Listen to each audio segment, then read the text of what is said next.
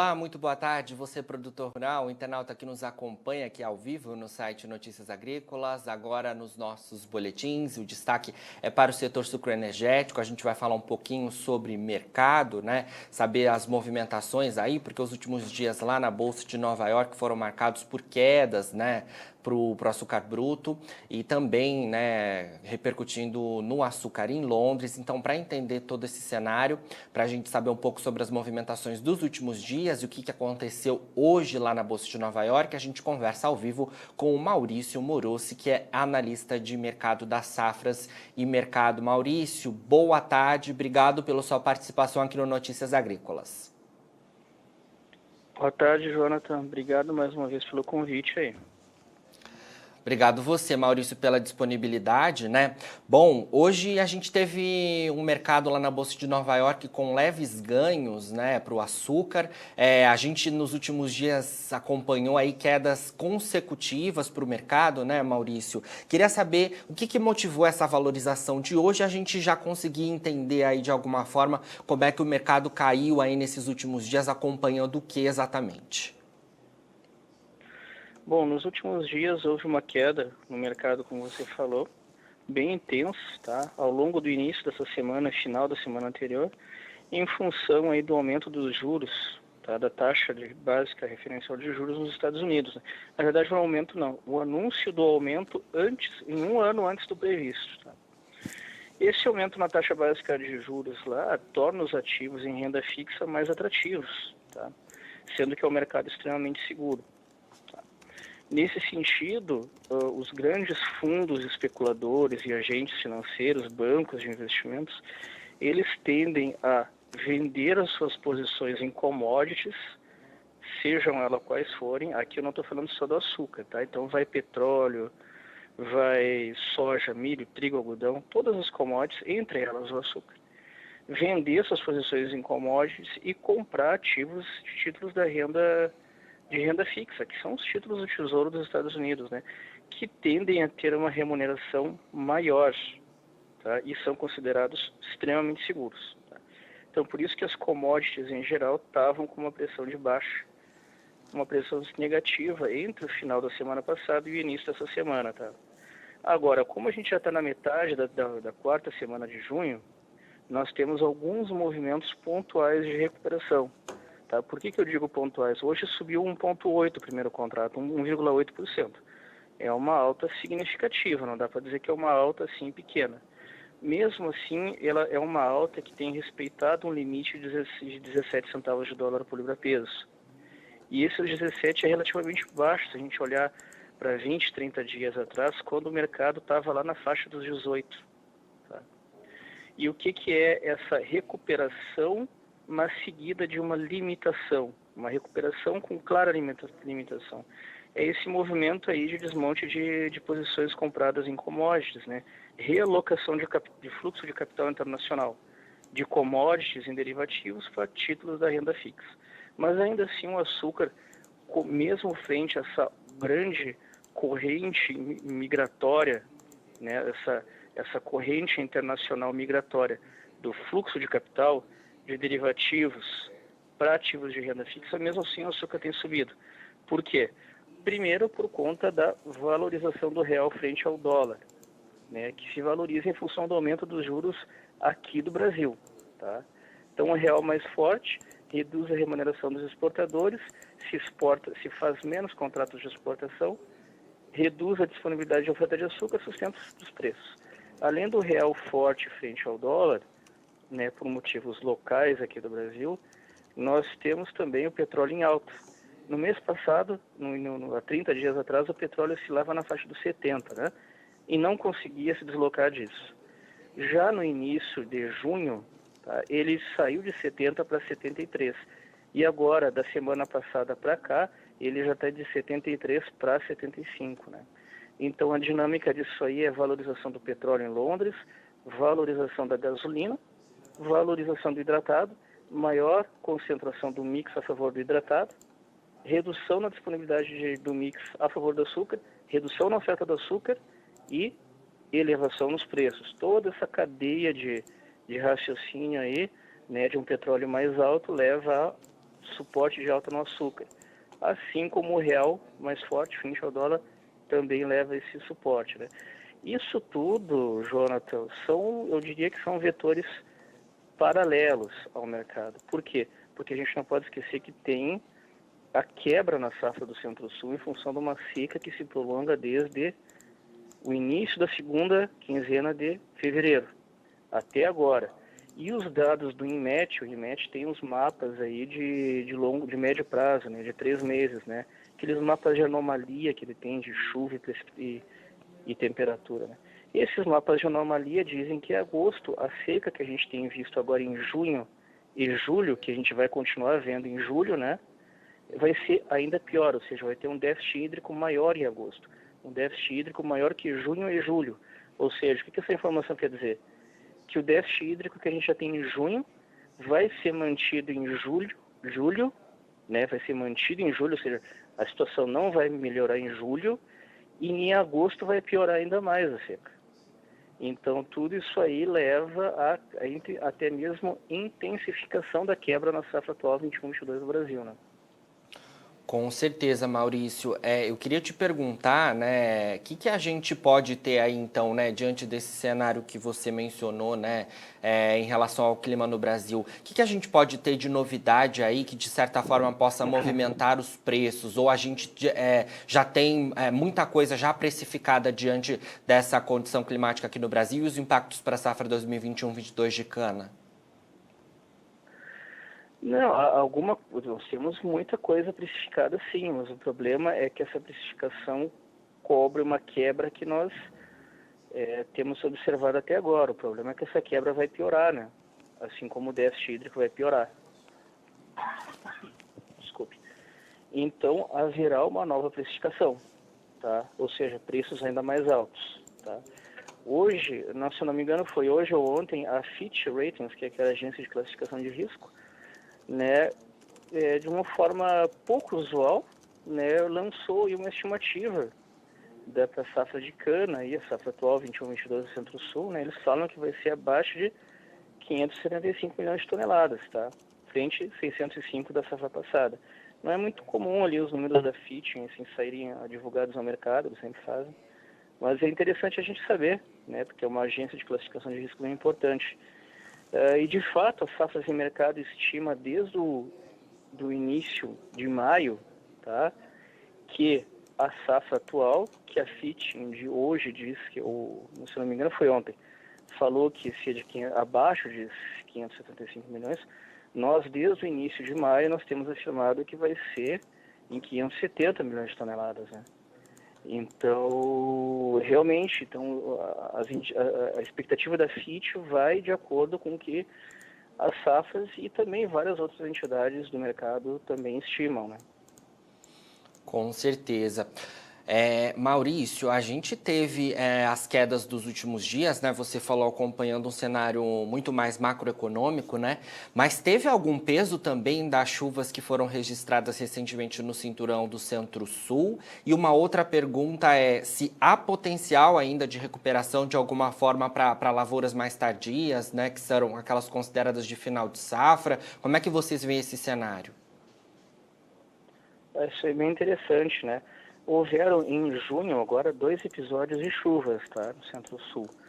Um foi no início dessa semana até, e outro foi há 2 semanas atrás, né? Foi na segunda semana de junho, né?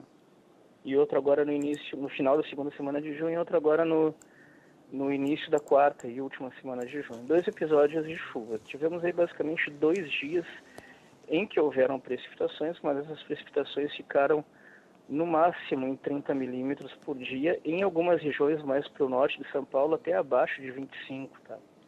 Então não chegaram nem a 30. Onde chegou a 30 foi mais o norte do Paraná, tá? O problema é que volumes máximos diários de 30, e eu não estou falando nem das regiões com abaixo de 25, né, Jonathan? Mas por 1 ou 2 dias não há capacidade de neutralizar os estragos que já foram feitos até agora, tá? Então, tivemos 2 momentos aí que tiveram 1 ou 2 dias de chuvas fracas, no máximo a 30 milímetros. Isso quando chegou a 30, lugares menores. Então, não tem como, é um volume muito pequeno durante um período muito curto. Tá? Isso gerou algum ruidinho de mercado, alguma especulação, mas que foi logo abrandado, né? E, como eu disse, os mapas de anomalia ainda mostram um cenário de déficit hídrico agravado em agosto e mantido estável em julho. Tá? Então, esses 2 episódios aí não têm uma capacidade de melhorar os estragos, né? Há um monitoramento sobre a cana que está sendo plantada agora, para a safra que vem, e nós, das safras do mercado, ali no serviço de consultoria com o cliente, nós temos dito já que assim como essa safra foi impactada, a safra que vem também vai ser impactada, né? Nós não temos os números ainda, partindo de uma base de 570, quanto vai quebrar, né? Porque é complicado, é muito arriscado falar agora de quebra da safra que vem, porque nós não temos nem estimativa para as chuvas do final do ano. Lembrando que a estação de chuva começa em novembro e, em tese, vai até final de março, né, do ano que vem. Por isso que tem a música, as águas de março fechando o verão, né? Então, nós precisamos ainda... Alô, Jonathan? Sim. Ah, tá. Nós precisamos ainda ver pelo menos as estimativas, aqueles mapas de anomalia, né, de chuva para o primeiro trimestre do ano que vem e para os 2 últimos meses desse ano. Então, não tem como mesmo apontar aqui um volume, né, de quebra. Claro que toda usina que começar a renovar canavial agora, plantando aquela cana de 1,5 ano, começar a plantar agora, ela vai ter problema, né? Porque além de não chover, as usinas estão com dificuldade em conseguir autorização ambiental para captar a água dos rios, assim, dos açudes, né? Para aquela irrigação mecanizada, porque a irrigação mecanizada não depende da chuva, mas ela tem que tirar água de algum lugar, né? Então, até isso aí está difícil, porque o sistema hidrelétrico está em crise também, né? Então, até a irrigação mecanizada está com problemas. Então, a usina que plantar agora, ela vai ter um risco muito grande para a cana nova que ela plantar. É realmente muito grande mesmo, porque não tem água e não tem como manter irrigação mecanizada. Sim, um cenário bastante complicado mesmo, né, Maurício? Bom, a gente falou então em relação ao mercado externo. Eu queria saber, né, como é que estão as negociações aqui no Brasil e os preços de açúcar e etanol, né? Porque aí a gente tem o dólar caindo abaixo de R$ 5, né? Hoje até está subindo um pouco, está R$ 4,97. O açúcar também subiu lá na Bolsa de Nova York, mas queria que você falasse um pouco para a gente como é que fica esse cenário de negociação e de preços mesmo, né, com esse dólar um pouco mais baixo e os preços lá em Nova York caindo nos últimos dias e até registrando registrando uma recuperação de mais de 1% hoje lá na Bolsa de Nova York. Para a fixação, a usina olha o seguinte, né? Tem uma recuperação? Tem, mas como eu falei no início da nossa conversa, ela está limitada a 17 centavos de dólar por libra peso, né? E o câmbio não está muito atrativo, então deram uma travada aí as fixações, tá? E, por outro lado, como tem a perspectiva de alta na gasolina, em função da alta do petróleo, as usinas começam a dar uma olhada para o etanol.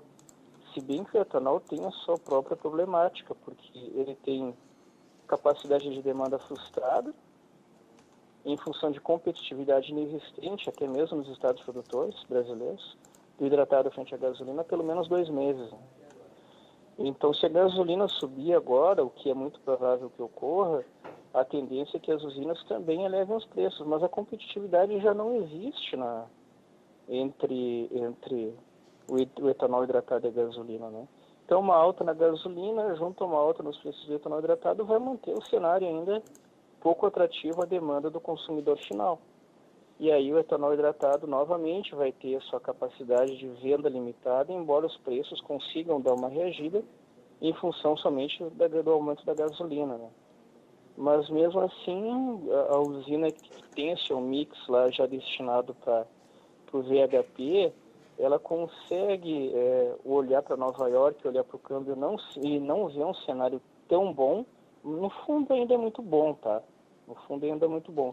Mas não é tão bom quanto um cenário que a gente tinha 30 dias atrás, com Nova York na faixa dos 18 e o câmbio ali 5,40, 5,50, né?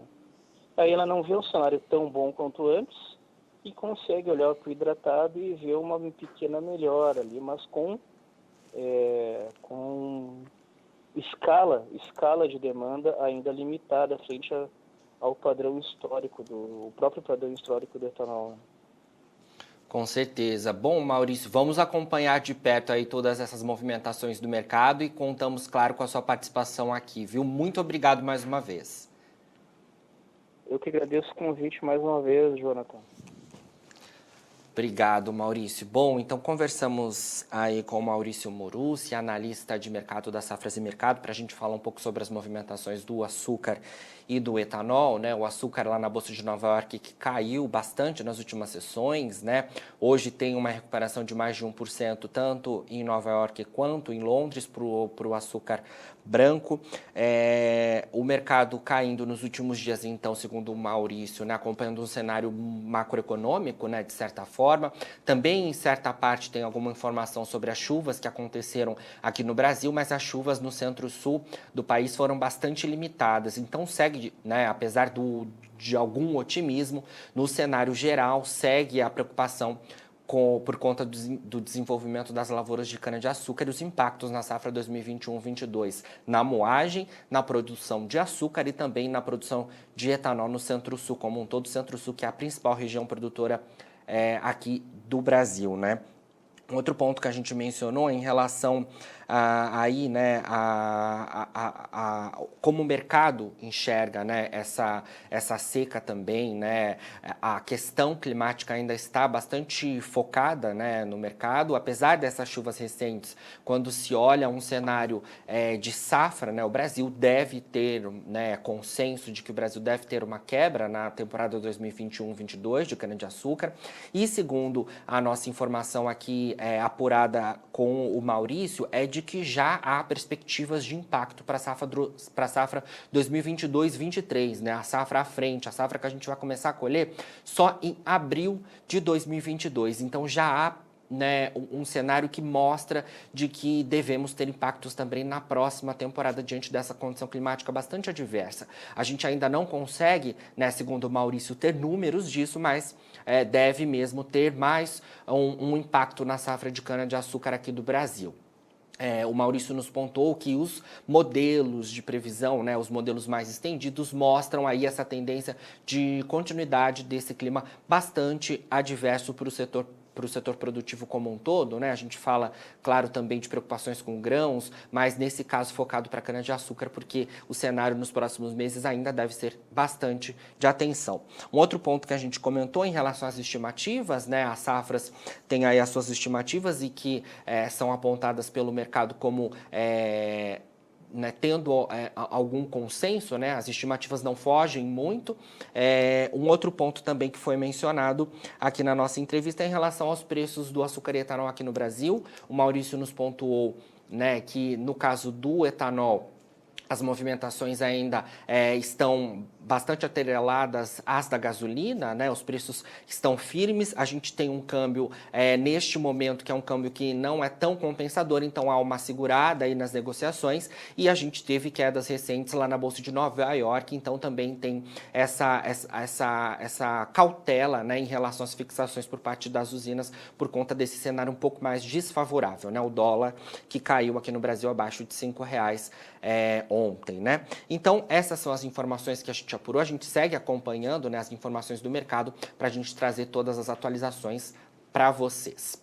Bom, não se esqueça de nos seguir nas redes sociais, viu? Nós estamos no LinkedIn, no Facebook, no Twitter e também no Instagram. É só você procurar pelos nossos perfis por lá e nos seguir para receber as informações de todos os setores do agronegócio de forma muito rápida. Você também pode nos acompanhar, né? E seguindo o nosso perfil, ticando o sininho no YouTube, você recebe as notificações de todo momento em que estivermos ao vivo. E você consegue interagir com os nossos apresentadores, mandar perguntas para os nossos entrevistados, para você ter uma interação aqui com a nossa equipe. Você também nos acompanha, como já tradicionalmente faz, através da home do nosso portal. É só acessar www.noticiasagricolas.com.br e todo momento que estivermos ao vivo, abre uma janela lá que você consegue nos assistir, tá certo? Então, acompanhe o Notícias Agrícolas nas redes sociais e assista e interaja conosco através do YouTube e também do nosso site. Fica por aí porque daqui a pouquinho tem fechamento do mercado da soja